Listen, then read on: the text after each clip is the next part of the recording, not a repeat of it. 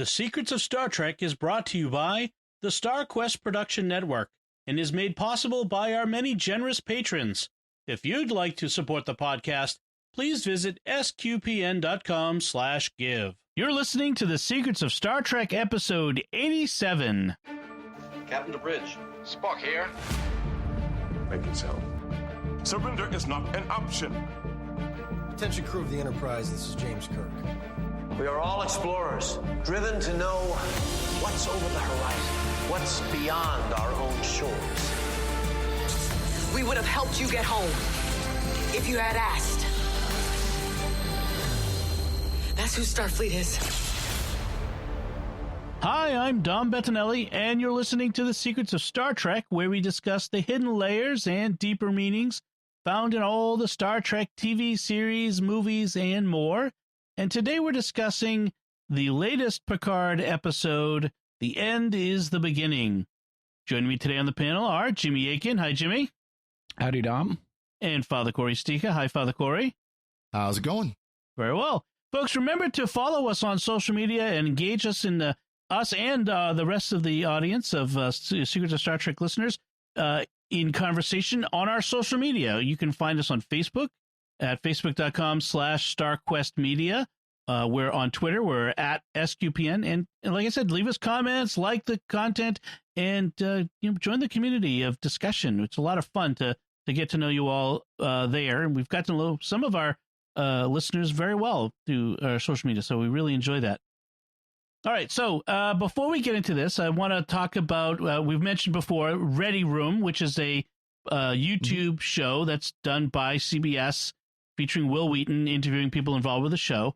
And in the Ready Room episode pertaining to The End is the Beginning, he talked with Michelle Hurd, the actress who plays Raffi, who's featured prominently in this episode. One of the things they talked about was Patrick Stewart in his in how he makes this show. One of the things she said is he will stop what they're doing on set when they're rehearsing or filming, whatever, when he feels like, no, the fans will not let us get away with that. No, we have to change this, and they'll rework it. He apparently has a lot of respect for the fans and their proprietary notions over the show, the way things ought to be. I thought that was a very interesting insight into how Patrick Stewart sees the show. What do you think of that? I wonder how well it's showing up. And I think, other than, again, just kind of my scanning around the YouTubes, kind of how, other than the sites that are, this isn't exactly like 1990s TNG, therefore it is evil, other than those kind of show channels, I think by and large it's coming across that there is a respect for the history of the character, the history of the franchise, and for the fans. I think, by and large, in my opinion. In fact, it struck me for a while, and I meant to mention this, that this season, even though we don't know where it's going yet, in significant ways, it feels like an expanded version of the 7th season two-parter Gambit, where you have Picard on this crew of this scruffy ship with a ragtag crew doing covert stuff. Now there he was like kidnapped against his will, but it still feels very similar in some ways to Gambit. And for anyone who might want to say, oh, but Gene Roddenberry's vision of the future and no money and stuff like that. Well, there clearly was in Gambit, right? Because that's a mercenary crew and they are interested in when are we getting our payment. Yeah. And here in this episode, we have the Chris Rios character. It's like, I am expensive. Right, right. Yeah, it's very much a different look at the Federation and Starfleet than we've seen before. And one of the things I wanted to kind of say, I don't know, at this point in the season, it's very much Star Trek. This is very much Picard. It's the character we've known and loved. It really feels true to Star Trek The Next Generation, and yet the style of the series itself is very modern. It's not a throwback to TNG. It's a very modern show, but with the characters we know, and I really am glad that they've done that. They've respected it in both ways. And the visual, just the filming style is much more realistic. Yes, it is. Father Cory, you mentioned the YouTube channels. One of the big complaints, which I just have to laugh at, is the shuttles look too much like the Discovery shuttles, and therefore everything is a disaster. Yeah. I'm like, Well, okay. Wow. You know, and from a production standpoint, it makes sense. You've got this ready to go model sitting in the computer that you're going to use to create the CGI. Right. Why not use it? And I said it before, we don't know what, up until pretty much this series, we really didn't know what your typical civilian transport would look like. And, you know, it would make sense that they would use a design of a shuttle, at least in the physical appearance, based off what was military in the past.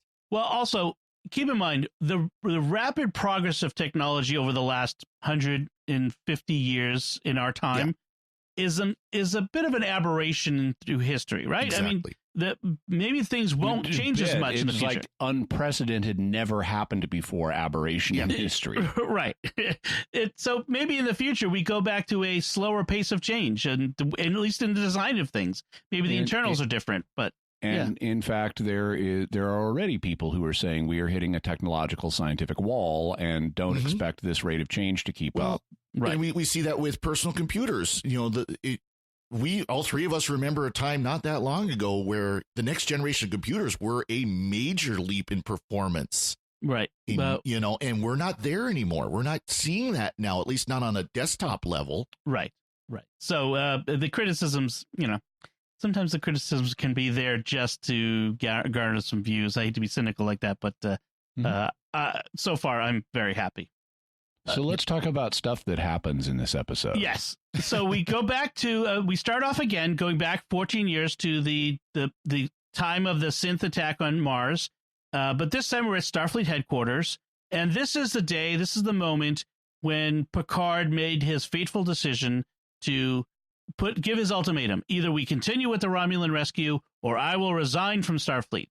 And it's a moment of, say, hubris. I mean, that's a bit of a, I'm so important to you that you will not let me go, you know, over this. You know, and I wonder, in the previous episode, they mentioned how there were members of the Federation that were basically put an ultimatum. Either you get rid of this recovery or we leave.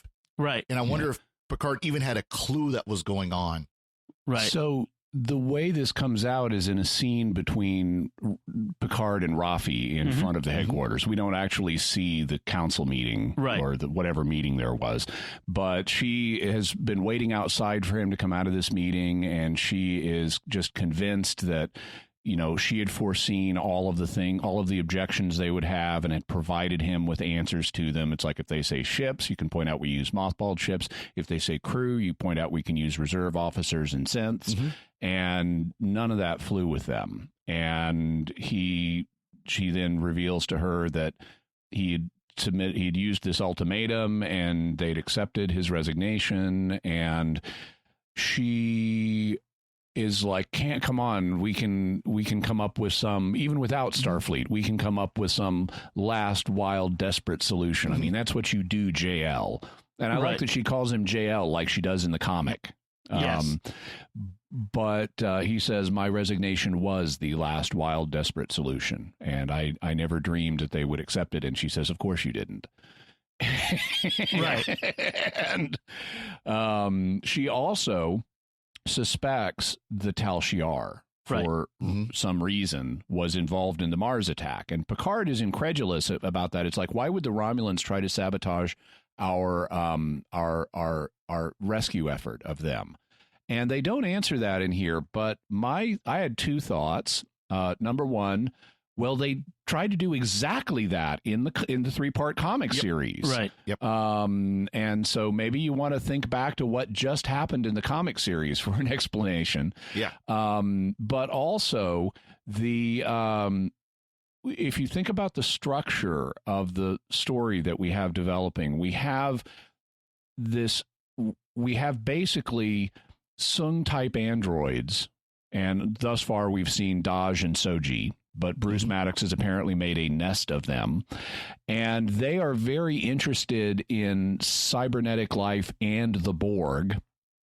because Daj was going to the Daystrom Institute, which deals with cybernetic life, and Soji is at the Borg reclamation project of this, the Romulan reclamation project of this big Borg cube, and has bizarre, detailed knowledge, as we find out in this episode, that she's not even fully aware of, of exactly how this cube crashed and why did it crash and things like that. Why did it drop out of the Borg network?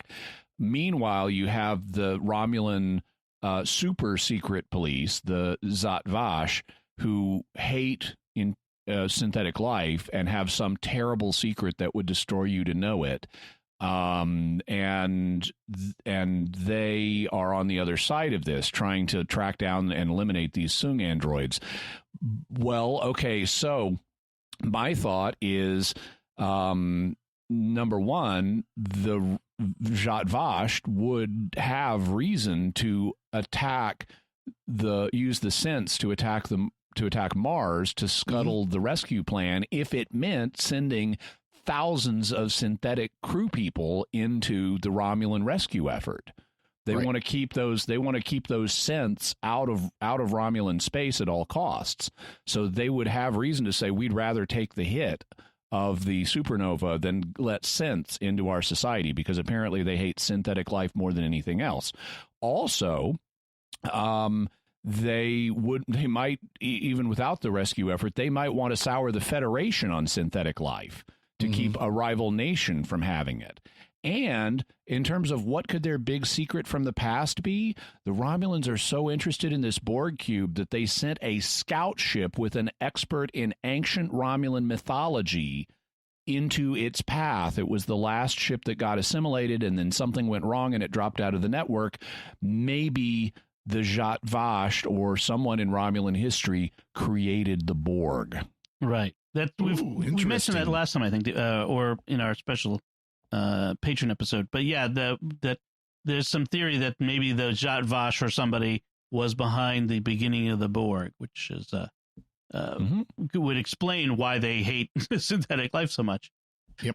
Now back to this confrontation with Raffi and Picard, which is really at the heart of her later absolute hatred of him. I mean, she just despises him. She wants him to carry on this mission to rescue the 900 million Romulans without Starfleet support. And I'm thinking, how would you do that? Like, she's being totally unreasonable to expect him to continue to fight for this. Why does she hate him so? I took it as she hasn't absorbed the emotional impact of this yet. Right. She's just flailing. But yet, and then it doesn't help much that as she's trying to figure all this out, then she gets the call from the commander-in-chief of Starfleet firing her. I didn't get that. Why is she fired just because he resigned? Only thing I could think of is, and maybe it's something they will show later, hopefully, probably not, but that she spouted off and so it was kind of fire me. Okay, fine, you're fired. What does it mean for an officer to be fired? Is she being reassigned or is she being kicked out of Starfleet? They said later that she got stripped of her security clearance, so I would assume that means then. And she said, and I lost, and then broke down. I would assume that meant she got kicked out of Starfleet. Because I thought that she got removed from the project, and in a snit, she resigned her commission and thus lost her security clearance and everything she was doing at the time. And maybe she did. Again, they don't show that. That's the problem with this part is they don't really say it because, I mean, I can think of, again, military today, when I went into the Air Force, I had to get a secret level security clearance. Everybody in the Air Force has to get that. Yeah. Regardless of what you do. And I can imagine Starfleet has the same kind of thing of you've got a certain level of security clearance you have to have, even if you're the chief bottle washer of the USS Backwater. Yeah, I've been on the other end, the civilian end of that, where someone was moving on, and a person I supervised was moving on to naval intelligence, and as part of the security check for that, they interviewed me, and it's like, what can you tell us about her, and so forth. Yep. Interesting. Now, so I took it. Now, I think in the moment where she's getting fired, I think that at least means she's being removed from the project. Right. And I could see that if they're canceling the project, but it's an odd way to put it. When she loses her security clearance, I took it as a potential reference to something else, because we then follow up on this scene with the scene in the present day, meaning 2399, at Vasquez Rocks. And I love it. They put Vasquez Rocks on the screen as, I mean, the words Vasquez Rocks to identify, yes, this really is the Earthborn Southern California Vasquez Rocks. And I've walked right past those rocks down this little section of the path with the stone thing in the middle of the tube. But yes, I've been there. But she's like drinking Picard's wine, and she's vaping this leaf that she calls a snake leaf, even though it doesn't look like any of the plants that are actually called snake leaf that I'm aware of. And it apparently has psychoactive effects because she refers to snake leaf induced paranoia. Right. So it's apparently has psychopharmaceutical properties. And one of the things they talk about in the Ready Room interview with Will Wheaton a lot is how apparently as part of her backstory, she had these vices of smoking and drinking and drug use, really. And then when she met Picard, she got off of that. And then when her reliance on Picard blew up in her face, she went back to all of that. And I thought maybe it was her slide back into her vices, particularly the drug use and alcohol use, that may have led to her losing her security clearance. Right, right. And she talks with us like the last 14, for you've been to Picard, she says, you've been on your chateau for the last 14 years in retirement, sipping your wine. For me, the last 14 years has been one long slide into humiliation and rage.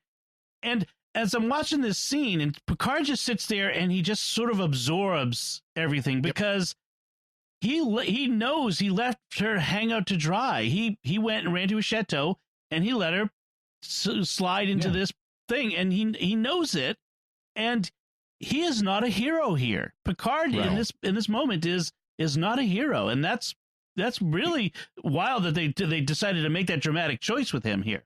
Well, the question I have is going to be why did Picard cut himself off after this happened? Because this isn't the first time that we've seen Picard, someone say why didn't you, what happened after you left? Right. He just kind of went into hiding for a while.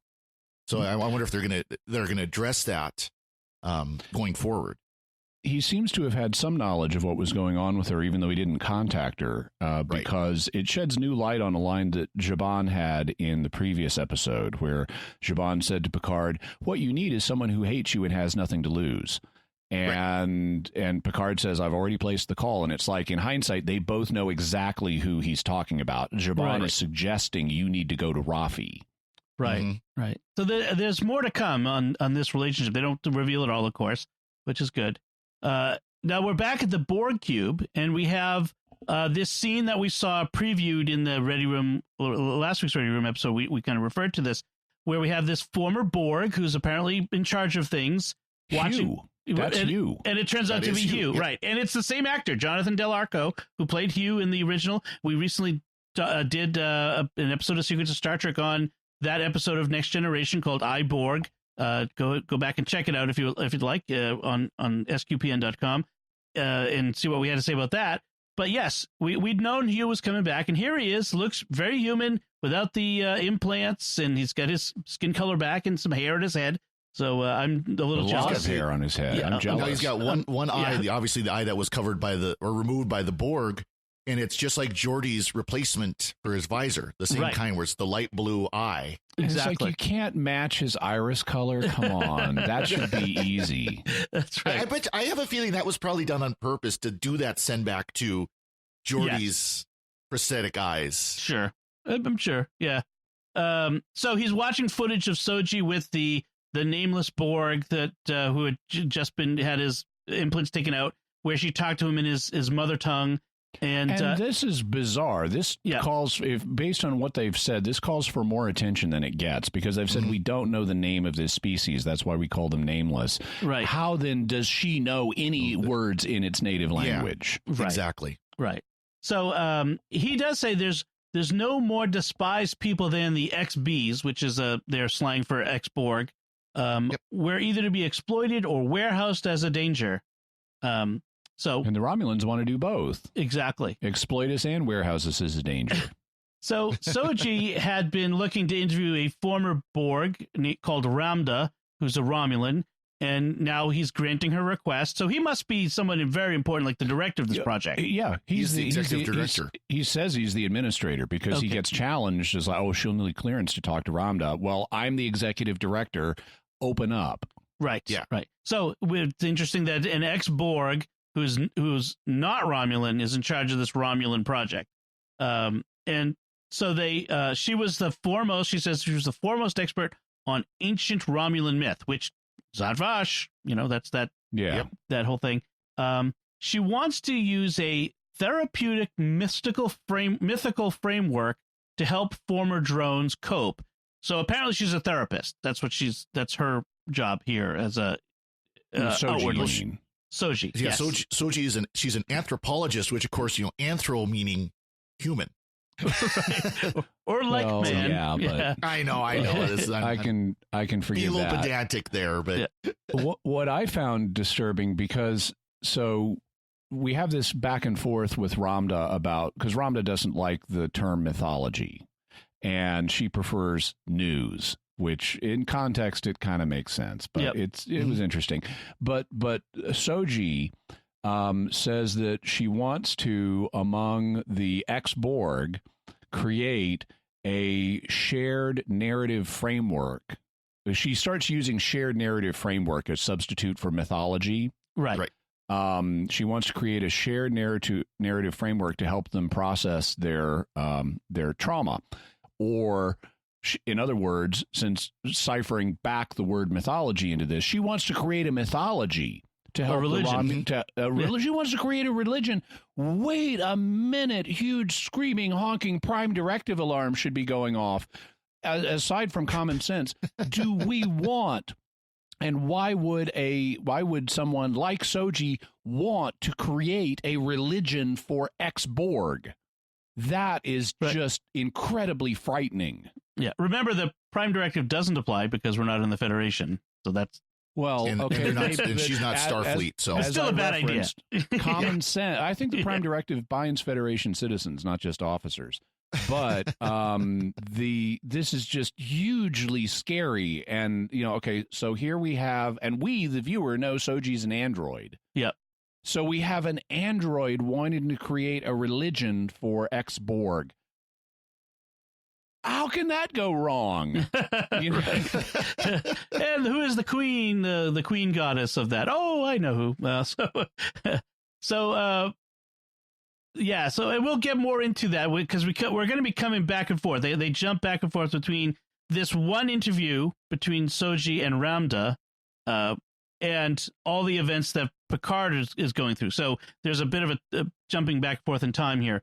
But so Picard now tells Raffi that the Tal Shiar could not be operating on Earth without Federation complicity. I'm not sure how he knows this. Just based on the structure of we're too good to let him in and not catch him, I guess. And then she makes the obvious point of, so then why did you just blab everything about your secret mission to the head of Starfleet if you think someone in Starfleet is in bed with the Romulans? I don't remember you being this chatty back in the day, dude. Right. And she says that she has evidence of the Tal Shiar connection to the Mars attack. And then I was going to say, so does she know about Commander O? Or is hinting like Admiral Clancy is the actual? No, I mean, I think she might.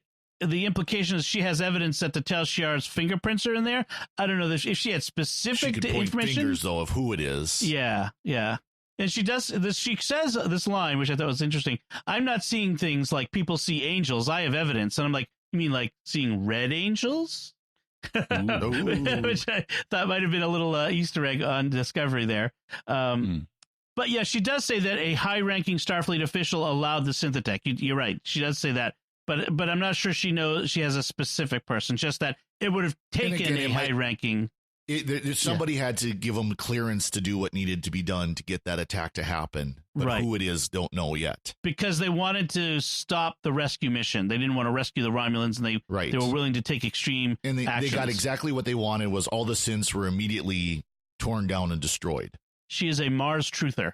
So the truth is out there. Yeah, that's a different show. Yes. So so then we had this moment of Rafi says, I won't go with you on this mission, but she does eventually bend a little bit and says, yeah, I know someone who can take you. So she's going to give him the name of Rios to contact. So then back at Daystrom, we have Dr. Girardi on her iPod with her listening to Apple earbuds. Earbuds in. So apparently Apple's still selling those in a few hundred years. And she gets a visit from Commander, I'm really a Romulan, who wants to talk to her about what Picard told her. And does tell her that she's commander of Starfleet Security. So we get that clearly on screen. I find it hard to believe that the commander of Starfleet Security could be a Romulan, because they're going to go and investigate that position very thoroughly. Yeah. And you're going to need to show that you were on Vulcan growing up the way you said you were. Now, I wonder if isn't actually a Vulcan who just has Romulan sympathies. That's what I was wondering too, if she's a sympathizer, because of course we've obviously established that Romulans and Vulcans are related, biologically. So right, yeah. It would make sense that you could have sympathizers for the Romulans on Vulcan.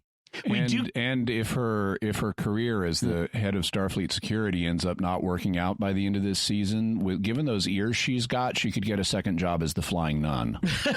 Yeah, those are some big ears.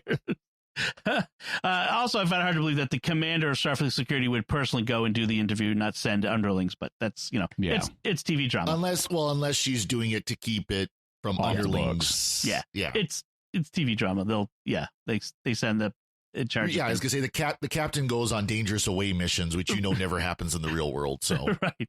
So meanwhile, back at the cube, Soji goes to this infirmary that's caring for the reclaimed drones who are not fully functional or mentally or emotionally. And these are all Romulans. They're all Romulans. For some reason, the Romulans who got de-assimilated are broken in a way other ex-Borg are not broken. Right. And she calls them the disordered, which is an interesting term. Then we have Rafi. We see her now with Picard gone. She's now looking into all of the stuff that Picard brought up, doing her own research. And Picard knows it. I like how he contacts her. And she's like, I'm not looking into this. He goes, of course you're not. Here's some more data. Carry on. Carry on. Which must be infuriating to her. And then, let's see. Picard beams himself up to this new ship. This is going to be the ship that he's going to be traveling on with Rios, which I kind of like this ship. It's kind of a cool ship. I like how when he beams aboard, we get that hint of the TNG theme song playing. It's the incidental music. And he meets Rios, who's apparently got into some fight with somebody and has a big chunk of metal sticking out of his arm, but he's pretty calm about it. First he meets someone who he assumes is Rios, and it turns out it's the EMH. Yep. And upgraded. That still should have been Robert Picardo, though. That still should have been Robert Picardo. So apparently this EMH, who also doubles as at other emergency roles, like he fixes the thing in the navigational system on the ship. In ENH.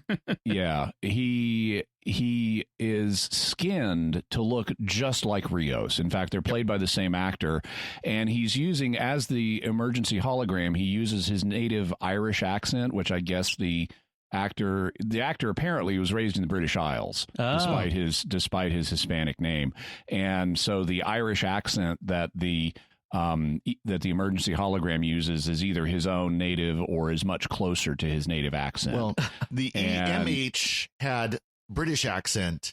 The ENH, the one that was cleaning the outside of the ship, had the Irish accent. Oh, so there's more than one. Okay. Accent. He switched accent depending on which role he was doing. I especially like the one with the Irish accent. He's really given him pushback, and as you know, he's not subservient to the guy.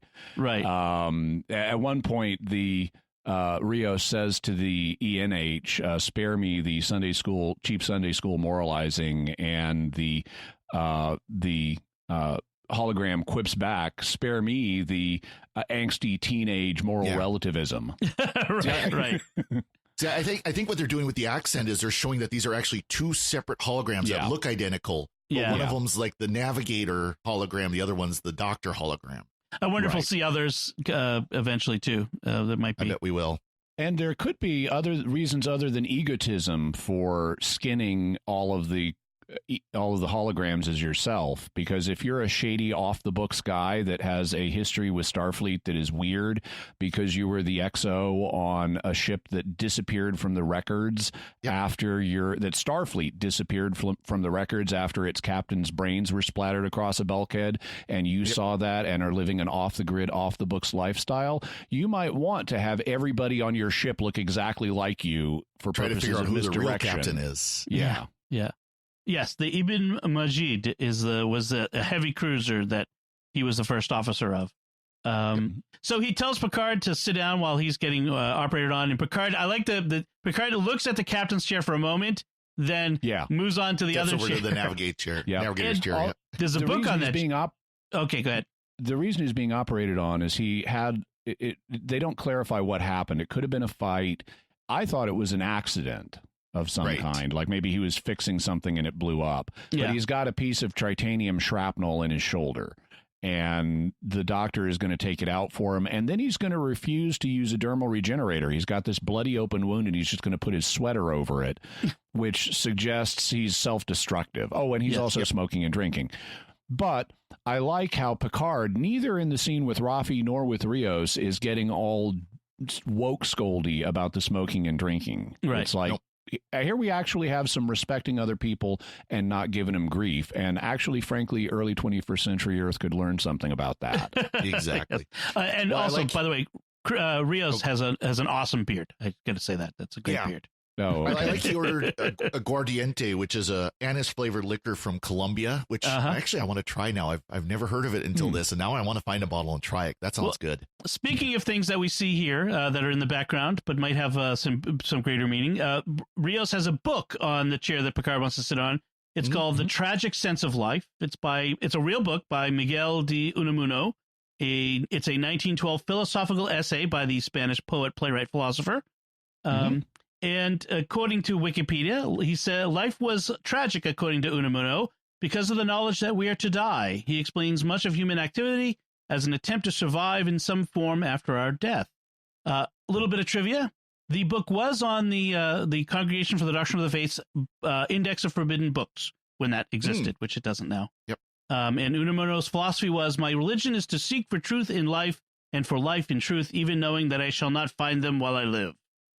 So, given that Picard's terminal illness diagnosis, maybe this idea of searching for meaning in life despite knowing our end is coming is some relevance there. I'm curious why they've included this. It'd be interesting to see. Yeah. I thought it was to set up the teenage angsty moral relativism. I think that's part of it too, though. But they picked this particular book. I want this to be an Easter egg. So just let me have that. Speaking of eggs, as Raffi is looking through the records, yes, she finds the crypto algorithm is Gorn egg. Yeah, how about that? Given that she's at Vasquez Rocks, where they filmed the Gorn episode of the original series, that is a very good Easter egg to find there. Quite literally, almost.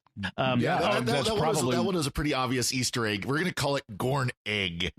Yeah. Yes. This is the Gorn Easter egg. Oh, yeah. I don't want to miss that Rafi does accuse Picard of being a speech maker. I mean, Rios does. He says, Rafi warned me that you're a speech maker after Picard makes his speech, which I thought was a nice, funny bit. I like the mercenary attitude of Rios, and obviously this is the beginning of a character arc, but he's not going to stay here. But he's effectively Han Solo at this point. Yes. And he's like, hire me or don't try to get inside my head. Yeah. I don't care about whatever you're up to. I like that line for Picard, though. You're Starfleet to the core, because like the ship is squared away. Everything is to Starfleet, specs and everything. Right. Yeah, thanks, dude. I have holograms that take care of that for me. Still. So at the chateau, Picard is getting ready to go off on his mission, and he says to Laris, I tried my best to belong to this place, but I don't think I ever truly felt at home here. He's always had that one eye on the stars, that which we got in the Next Gen's episodes where he came back and visited. What I find implausible, and I think this is very true to Jean-Luc's character, and I like how he never really did reconcile himself to this place. So that's why he still has the sense of adventure that we need to propel us forward into this plot. He's not being reluctantly dragged into this. He's eager to get into this. And I like all that. What I think is ridiculous is him leaving on this mission without Laris and Zhaban, who are clearly super competent agents, as we are just about to find out. Right. And so they can stay and harvest grapes. It's like, don't you have drones and holographs and other people to do that? Well, no drones, but but I mean, drones in the modern 20th century. I mean, we see them spraying. Surely they can pick also. Yeah. Why don't they have droids in the? But you know the proper way to produce the grapes must be touched by human hands and not or by Romulan. an android or something. Yeah, or Romulan hands. Well, this is or just Romulan bad. hands. The idea of leaving Laris and Zhaban, who are clearly super competent, behind is ridiculous. And it becomes even more ridiculous after the scene we're about to have with them, where it is not only do they demonstrate just how amazingly super competent they are, but it's totally not going to be safe for them at all to stay and tend over the harvest. Yeah. Right. Before we get to that scene, there is a scene back with Soji and Ramda, where she's watching Ramda play cards with Romulan tarot cards or something. Yep. She deals a card that has a false door. I like this little insight into Romulan psychology, like culture. Yeah, culture. Romulan homes, traditional Romulan homes, have a false front door. To enter the house, you go around the back because of course you do. You don't go around the front door. You always go in the secret door. And Hugh tells her, "You're kind of a know-it-all, aren't you?" He says to Soji, which I kind of like. So she sits behind Ramda, going around to the real door, and asks for entry in Romulan. Perhaps that's the traditional phrasing she uses, and thus receives permission to sit at the table with Ramda to have this interview, which I thought was a nice, interesting bit of Romulan culture. And then we have that scene that you mentioned, Jimmy, the Romulan ninjas. Yeah, well, also as part, and this is intercut in a way that would be really hard for us to bounce back and forth between on the show. So we may as well describe what happens in the different sequences.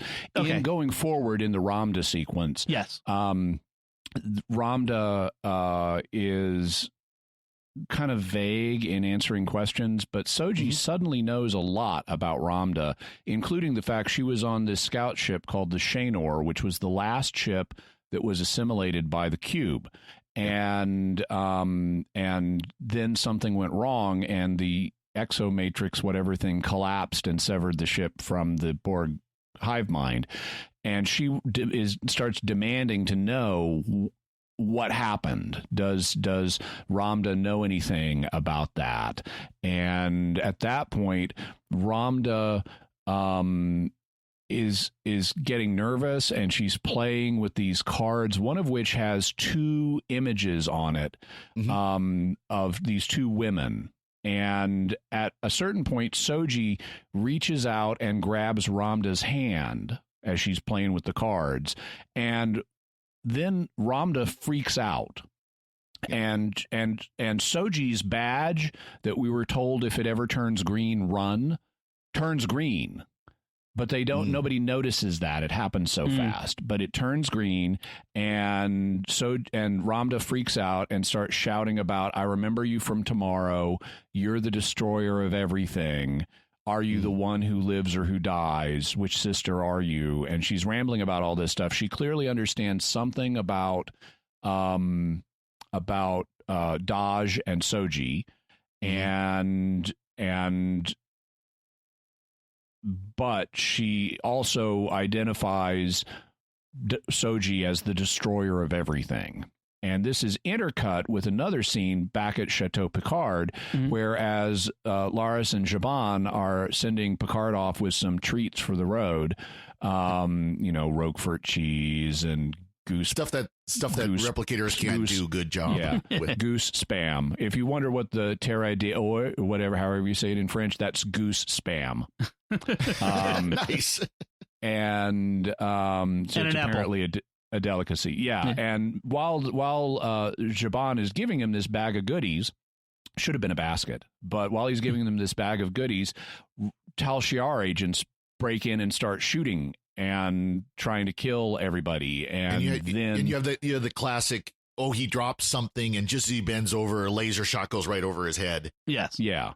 And he immediately says they've disabled the security alarm, and Laris says, get them. And then they spring into action, and turns out there are guns hidden all everywhere. over the place.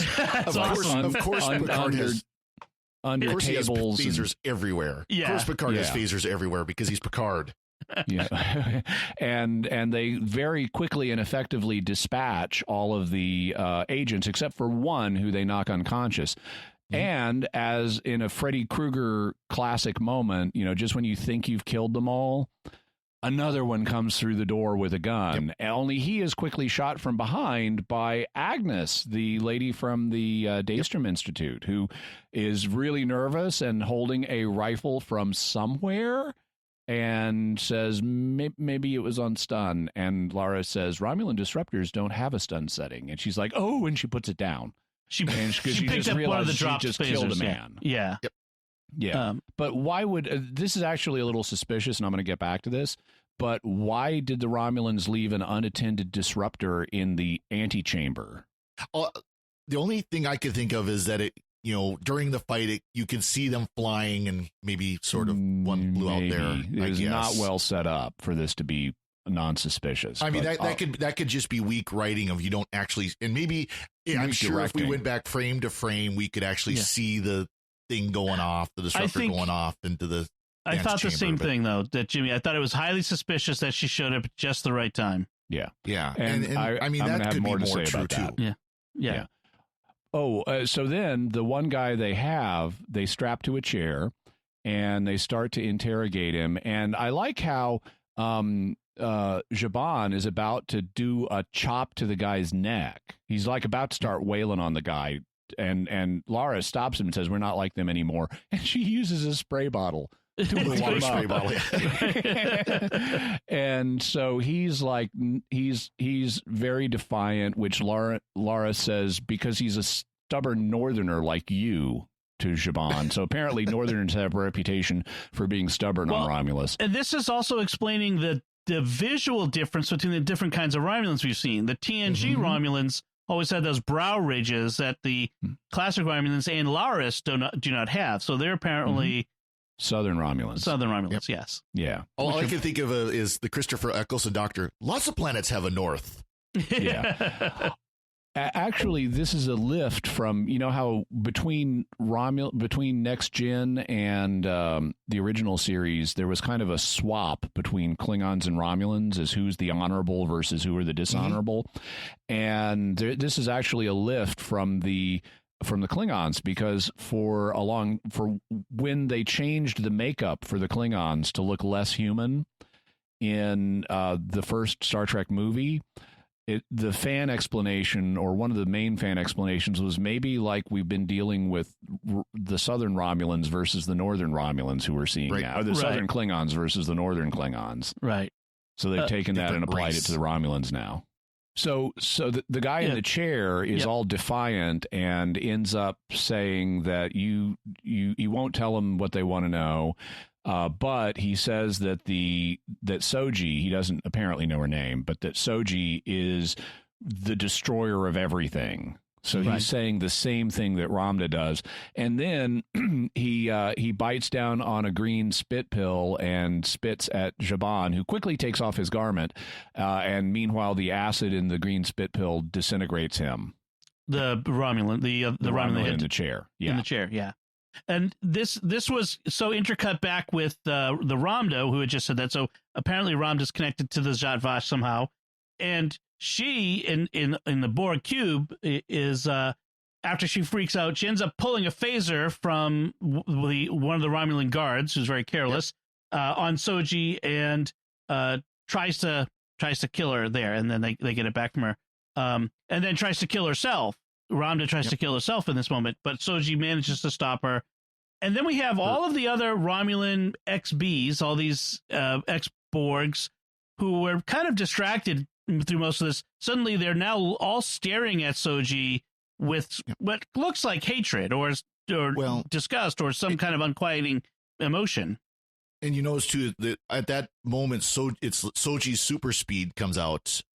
Right. And synth super yeah. speed comes out, and she quick grabs and is able to do something before Ramda can kill herself.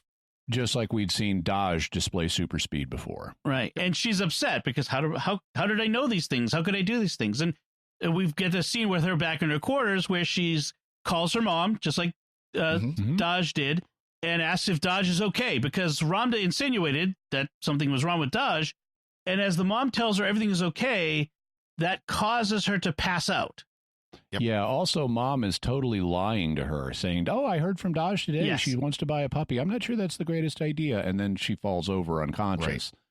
Right. And when she wakes up, we have a scene with her and Derek the Romulan, whatever his name is. Narek. Derek Narek. What is it? Narek. Narek. Okay. Yeah. So Derek the Romulan comes back in and he's talking to her and her stuffed animal. And she's saying, "How could I know this stuff about the Shanor scout ship?"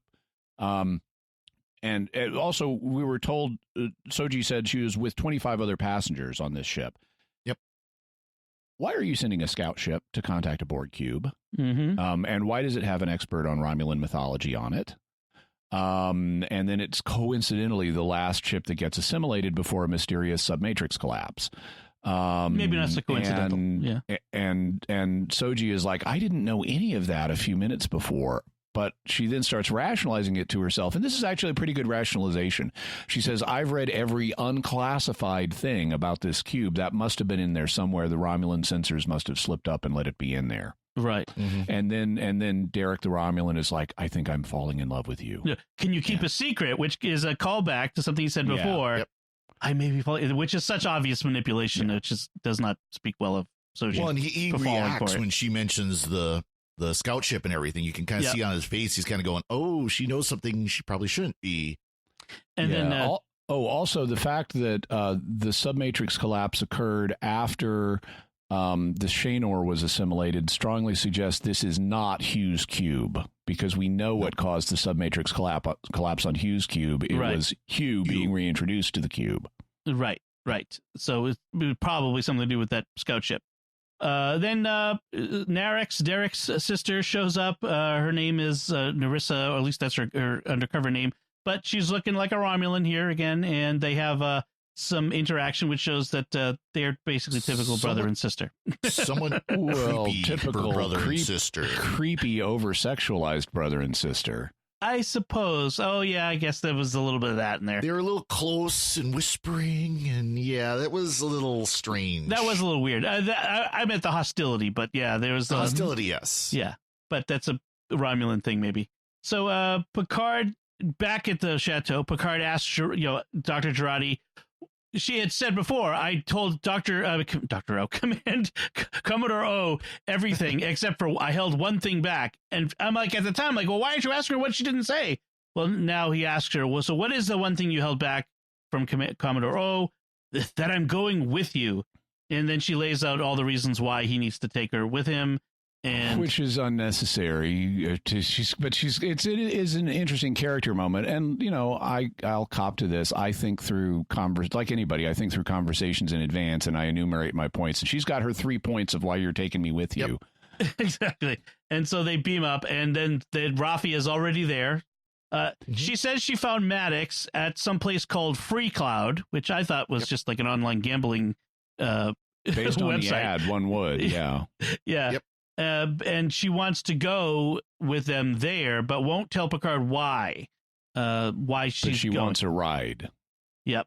And then Rios looks to Picard to set things off, and we finally get the moment where Picard says, "Engage." And as the TNG theme starts in the background. Yes. Which, and as Rios starts waving his hands for the virtual tactical user interface, which is completely impractical no matter how cool it looks. It's like, no, we want solid objects to manipulate, even if it's just a flat screen that we dance our fingers across. Waving your hands around like this is a terrible idea. It's and a bad your interface. hands will get so tired constantly up here as you're steering that, Yeah, exactly.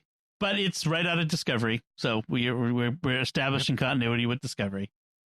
And that's where we finish things off for this episode. Now we're off. We've completed, as we've said before, the producers called this the first 3 episodes essentially the pilot for the series, and we've kind of finished this. It's the end of the beginning, as the episode is titled. Mm-hmm. Yeah, they're pretty on the nose with that title. And we're now off to our further adventures, where we're going to see Picard apparently go to one of the Romulan refugee worlds where where the Romulan people are living now, where you'd think Picard's probably a bit of a hero, given what he did for them. So that's going to be interesting. Or tried to. Yep. He must have saved some of them anyway. But so that's what's coming up. But anything left to say about this episode here? Any final thoughts, Father? First, I like the uniforms from the Attack on Mars era. I thought they looked pretty good, although it looked a little loose on Picard, but that probably has to do with his age more than anything else. But otherwise, the uniforms obviously were a derivative of the TNG era uniforms, so I liked how those look. I was wrong about Riker and Troy. I was sure they were going to show up in this, but obviously not. So maybe they're on Free Cloud. Yeah, exactly. I like how one of the reclaimed Romulan Borgs, the Romulan XBs, was playing with a Rubik's Cube. Yep, a little Romulan Rubik's Cube. Mm-hmm. It's and not exactly like our Rubik's Cube, but the same basic concept. It's the same pattern type of thing. And then, again, now we're going to have the question, is the mom real? Is Soji and Daj's mom real, or is she just an AI that they think is their mom?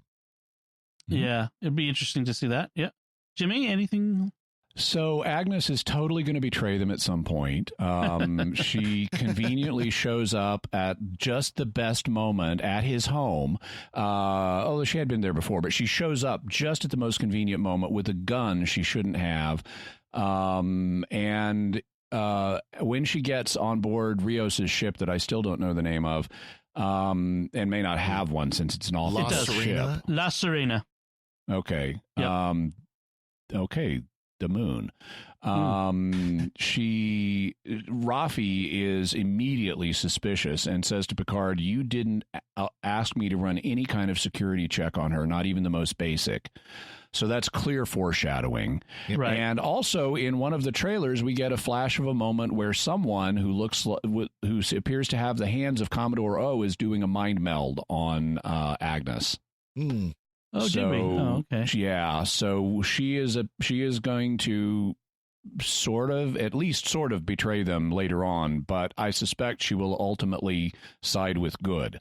Also, speaking of things that are going to happen in the future, we have another bit of dialogue foreshadowing that Derek the Romulan is not going to remain fully true to his Romulan ideology. We've already been told that he is unpredictable, and in the previous episode and in this episode, after he says to Soji, "I think I'm starting to fall in love with you," when he has the creepy conversation with his sister in the hall, as he's leaving, his sister says, "See that you don't fall in love with her," and swats him in the butt and sends him on his way. And so that's more foreshadowing. He really is going to fall in love with Soji, and he will be tested as well and may also side with good. I want to know more about and obviously we'll find out more about the Ibn Majid and why it was erased from the records and what Rios's backstory is. I want to know how the Sung-type androids have so much knowledge about Romulan history in this cube, with the Shanor scout ship and everything. Let's see. My guess is that the reason Soji is the destroyer of everything, is she's the mother of all synths. What the Romulans are fearing, or at least part of what they're fearing, is that Soji is and Daj were meant to help rehabilitate synths in the eyes of the Federation, and thus reintroduce them to society. So that may be part of it. Also, now that we have actors coming back, not just from Next Gen, but from Voyager, like 7 of 9 is going to be showing up. I want to see by next season characters from Deep Space Nine, too. Oh, that would be an interesting series. One that involves Picard and Captain Sisko. He'd have to come back from Prophet Land, but I know do that. That would be cool, I think. Anyway. Yes, it would. I have a few things left to say on this. Is La Sirena is Spanish for mermaid or siren, like the mythical sirens. Okay. So there's, I don't know if there's something there. Oh, I was mistaking one of the consonants. Selena, it would have been the moon. Okay. Oh, okay, yeah.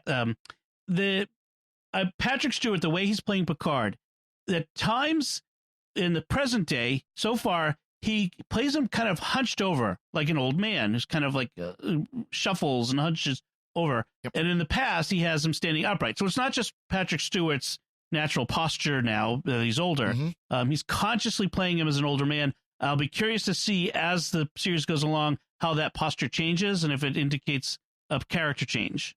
I'm hoping his voice is going to change a little bit because he's been doing this old man voice that, and even in the flashback to 14 years ago, he was doing the old man voice that I would like his voice to be a little more robust. I think that might be Patrick Stewart's voice now. I think that's the fear of it. It's just he's got old man voice because he has old man voice. I mean, there's not much they can do about that other than computer. Well, exactly. You'd think there'd be some filter to tweak that, and they may be using a filter to tweak that. It may be even worse than it is. Right. So that's all I had on this, and so we're going to wrap things up. I do want to first, before we finish things, to very importantly thank our patrons who make it possible for us to create Secrets of Star Trek, including Mary N, Jason M, Tim C, Declan M, and Adam R. Their generous donations at sqpn.com/give make it possible for us to continue the Secrets of Star Trek and all the shows at StarQuest. You can join them by visiting sqpn.com/give. I did forget. We do have a bit of feedback. I just want to quickly throw these in there because they were good. From last week's Maps and Legends, Matt M. sent an email and said, after Picard met with the CNC, the Commander-in-Chief of Starfleet, I almost expected a scene with his Romulan friends asking the word Admiral, and him saying, the word is no, I am therefore going anyway. It's just a great callback to the search for Spock. Great. And from the same movie in this episode, I didn't expect, but I wished that in the negotiations to have the starship, it's like Genesis is sector forbidden. Because it felt like the same kind of hiring the shady starship captain. Yeah, exactly. That would have been good. Then Kevin Greenlee on Facebook writes, I'm enjoying Picard, and I'm glad you are too, regarding the Romulan conspiracy. And then I think this is where he talks a bit here about that he thinks that the deep, dark secret, the Zhat Vash, is that they created the Borg. And he says, I'm not sure how this would work given the Borg's main presence is in the Delta Quadrant, but it would tie all the pieces together. It would also be an interesting callback to the disappearing colonies on the border of Romulan space, all the way back in the first few seasons of TNG, which matched the colonies scooped up by the Borg in the first encounter with them. It wouldn't be a bad revelation per se. It would just play into the modern tendency in genre fiction for everything to be connected in ways that stretch credulity. So there's that danger. Well, I mean, the Delta Quadrant, is right next to the Beta Quadrant, so it could make sense that the Romulans shipped them off somehow or sent them off into the Delta Quadrant somehow, but or they escaped and went there. Yes. Yeah, and given that the cubes have been coming back and forth from the Delta Quadrant, that's apparently possible. All right, so I'm glad we did get that feedback in. If you'd like to give us your feedback on our episode here or on Picard or anything else, we'd love to hear from you if you go to comment on the show at sqpn.com/trek or our Facebook page at facebook.com/StarQuestMedia, or you can send us an email to trek@sqpn.com. And we'll be back next time when we'll be discussing the next episode, Absolute Candor. Until then, Father Cory Sticha, thank you for joining me and sharing the secrets of Star Trek. Thank you, Dom. And Jimmy Akin, thank you as well. Let me be absolutely candid and, like Richard Nixon, make one thing perfectly clear. Thank you, and live long and prosper. And once again, I'm Dom Bettinelli. Thank you for listening to the Secrets of Star Trek on StarQuest. And remember, apropos of Richard Nixon, I'm not in the habit of consulting lawyers before I do what needs to be done. Very good. Unplanned. That was unplanned.